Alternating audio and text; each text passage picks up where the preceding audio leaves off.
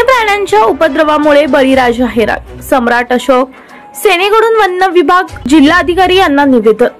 अगोदरच निसर्गाच्या लहरपणामुळे हतबल असलेल्या शेतकरी वन्य प्राण्यांच्या उपद्रवामुळे हैराण झाला आहे। आता त्याच्या समोर आणखीन एक नवीन संकट उभं राहिलं असून जिल्ह्यातील अनेक भागात उगवून आलेले कोवळे पीक, हरिण, रोही, रानडुक्कर आदी वन्य प्राणी नासधूस करून फस्त करत आहे। नुकसान केलेले पीक 1% कामी येत नाही। वन्य प्राणी शेतमाल मातीमोल करतात व शेतकऱ्याला त्याच्याकडे उघड्या डोळ्याने पाहण्याशिवाय दुसरा पर्याय नसतो। शेतकऱ्यांचे हजारो रुपयांचं नुकसान झालं आहे।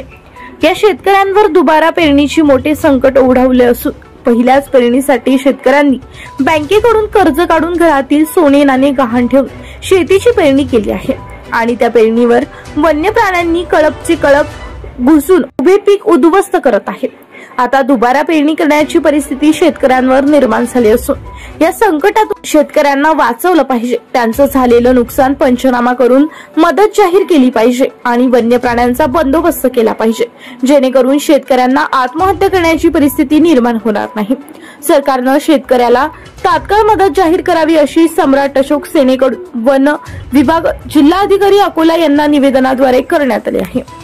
जिल्ह्यातील अनेक भागात शेतकऱ्यांच्या शेतीत उगवलेलं कवळं पीक या वन्य प्राण्यांनी उद्ध्वस्त केलं। यामुळे शेतकरी हतबल झाला। शेतकऱ्यावर आता दुबारा पेरणी करायची परिस्थिती निर्माण झाली।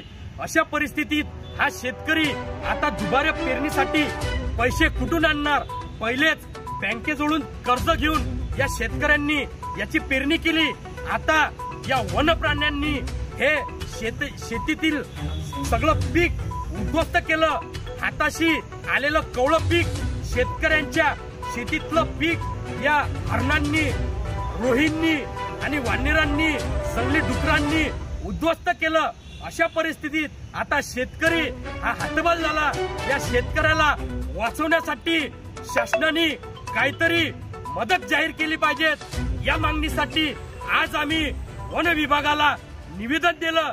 सम्राट अशोक सेना महाराष्ट्र राज्य आकाशदादा शिरसाट, ज्येष्ठ नेते GP सावंग, मनोज शिरसाट, देवेश पातोडे, राजकुमार शिरसाट, युवराज शिरसाट, गणेश शिरसाट, शुभम गोपनारायण, मनोज इंगळे, सिद्धू मेश्राम, नागसेना शिरसाट, साहिल गोपनारायण, मोहित मोहोळ, अनिकेत इंगळे आदींसह अनेक कार्यकर्ते निवेदनाच्या वेळी उपस्थित होते। वृत्तसंकलन विभाग, महाराष्ट्र 24 न्यूज चॅनल, अकोला।